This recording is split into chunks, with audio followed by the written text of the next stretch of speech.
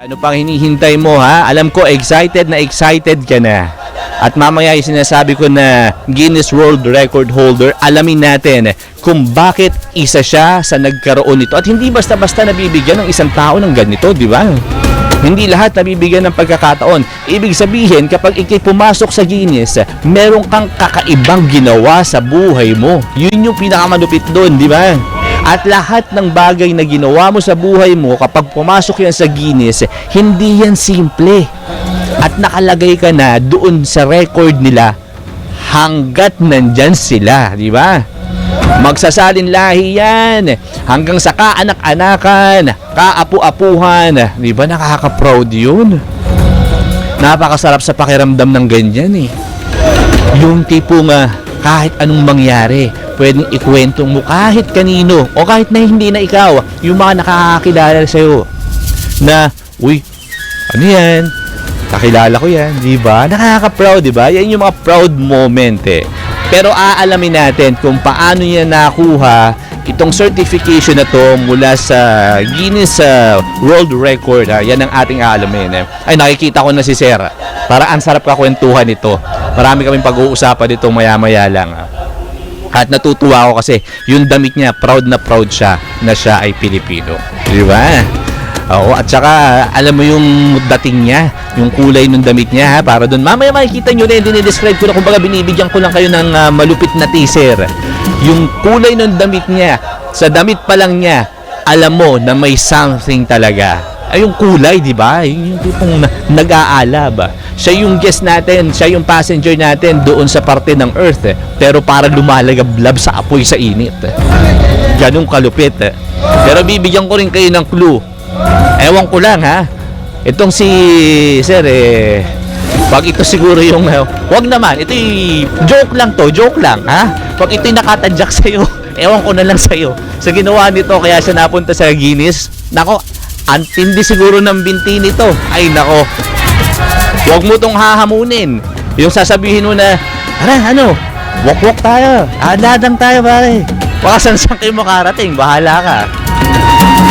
Ayan, siyempre, ayan ha. O, ano pa hinihintay mo? Kung ako sa'yo, tumuto ko na rin sa ating Teleradyo, sa ating YouTube at Facebook ha, at sa I Want, para makita mo mismo yung mismong certificate mula sa Guinness World Record at kung sino ang nagmamay-ari nito. Huwag na natin patagalin pa. Mamaya sabihin ng mga nakikinig, si Mr. Right, ang daing sinasabi. Kasi kaya kung maraming sinasabi, meron kami inaayos ng sandali. Oo, yun lang yun. Pero ganun pa man ha. Sabi ko kanina, nasabi ko na kung sino-sino yung mga magiging guest natin. Yun yung mga tungkol sa Earth, Wind, and Fire.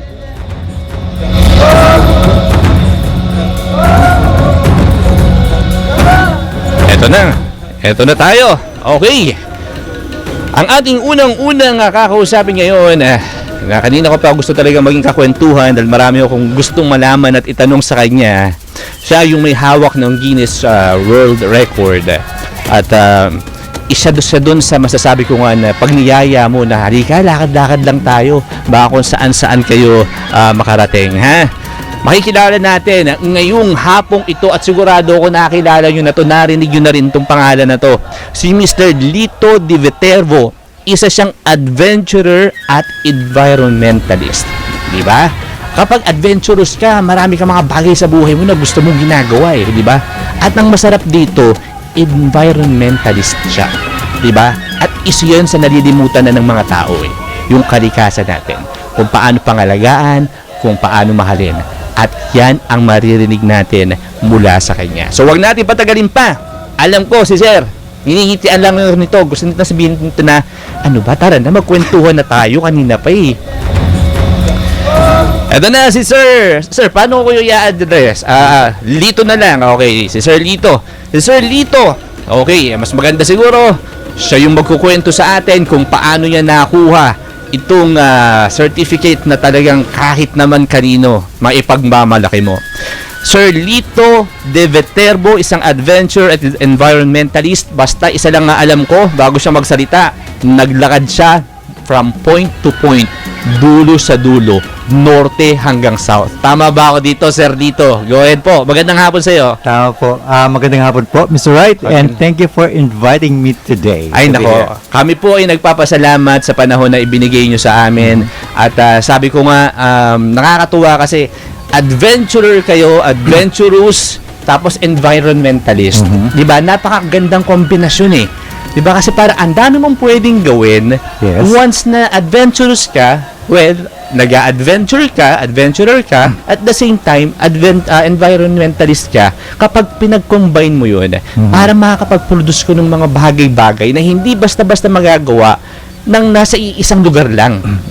And ikwento mo ngayon sa amin, Sir Lito, paano mo nakuha itong certification na to mula sa Guinness World Record?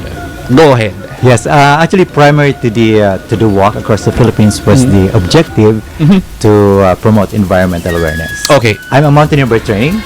I'm a mountaineer, so as a mountaineer, I'm exposed to the outdoors. Okay. So being exposed to the outdoors comes this realization that we create impacts to the environment. And this is where my advocacy comes in, yung leave no trace. So when we go out, when we go on recreational activities, we try to minimize the impacts. Okay. So, So, ito yung pinapromote ko. so you And- told us, sir, na you're a mountaineer. Yes. Diba? So, kailan ka nagsimula? 2011, I went through a training Uh-huh. to be a mountaineer, and that's where I started my advocacy to promote environmental awareness. Okay. And kasi nga, because of that idea na we harm the environment.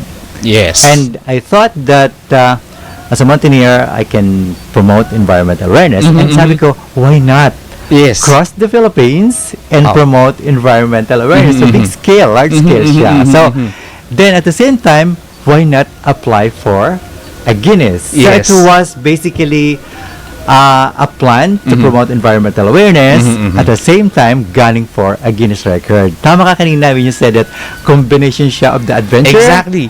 the adventure and the idea to promote environmental awareness. And I like also the idea, yung sinabi nyo kanina na step by step di ba? Nag-mountaineer ako, nung nakita ko, na teka lang, our nature needs help Yes, Di ba? that's so, where.